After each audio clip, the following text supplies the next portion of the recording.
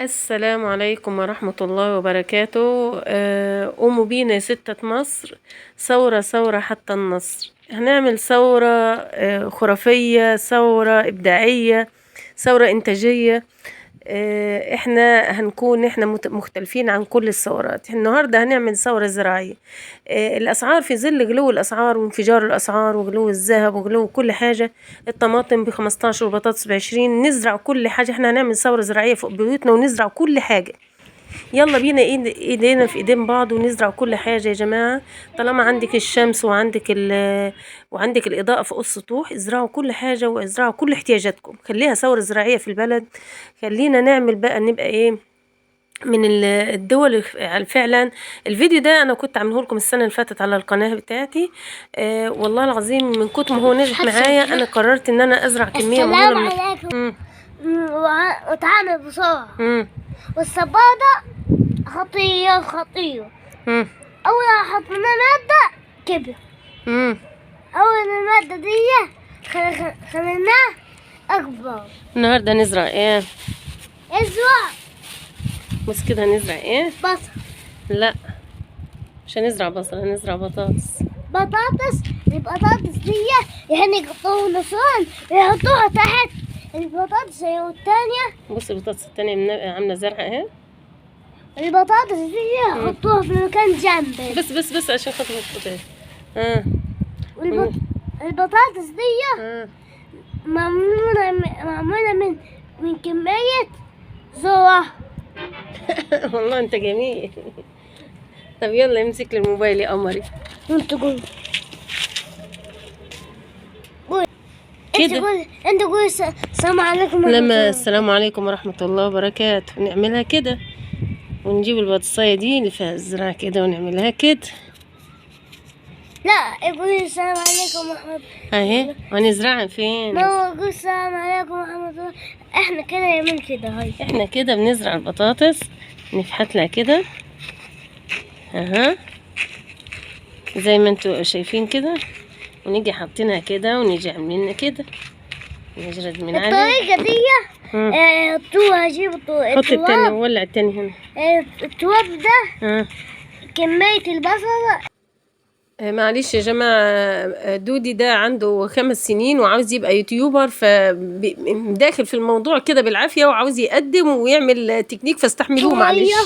تكبر بسرعة وحديها عشان كمية السرعة مش بطل. عندنا كمان نقول عليها الجرد. عندنا كمان كام بصلاية صغنونة نقطعهم جنب البصل.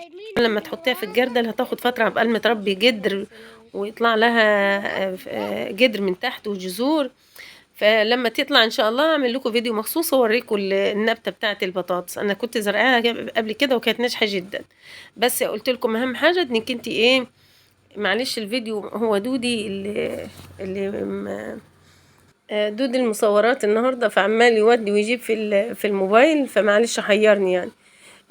بصوا يا جماعه، انا طبعا بعد ما حطيت البطاطس وحطيت البصل، دلوقتي انا طبعا هروي الزرع بتاعي بالميه، وكل يوم كده عشان الجو شتا شويه، فانا يعني الصبح هحط شويه ميه بساط، واخر اليوم هرويه برضه عشان ما يبقاش الوش او الميه الطين ناشف او جاف، عشان خاطر النبته ايه تنبت بسرعه. كل يوم الصبح ببلله واخر يوم برضو ببلله. ده طريقتي في ان انا بزرع.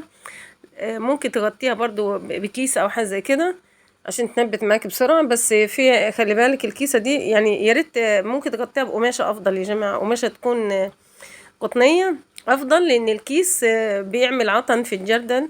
انا جربته بيعمل عطن، فلو انتي افضل ليك انك انت تحطي قماش على الجردل، وكل يوم ابلله الصبح واخر اليوم. لو كان جاف، ما كانش جاف ما تبللهوش، لانك انت لو غطيتيه بكيس او قماشه قطنيه مش هي جاف او هينشف، الوجه بتاع التربه هيفضل ايه لين يعني. ودي الطماطم اللي انا زرعاها يا جماعه. انا كنت زرع كميه كبيره زيها كده في البلاستيكيه دي، معلش كام واحدة كنت زرع فيها طماطمتين 3. عندي الأرنبة اتحايلت عليهم وطلعت على السطوح وكلت الطماطمية دي، زعلت عليهم. ده الطماطم يا جماعة قبل الاستكاية دي اللي كلها الأرنب.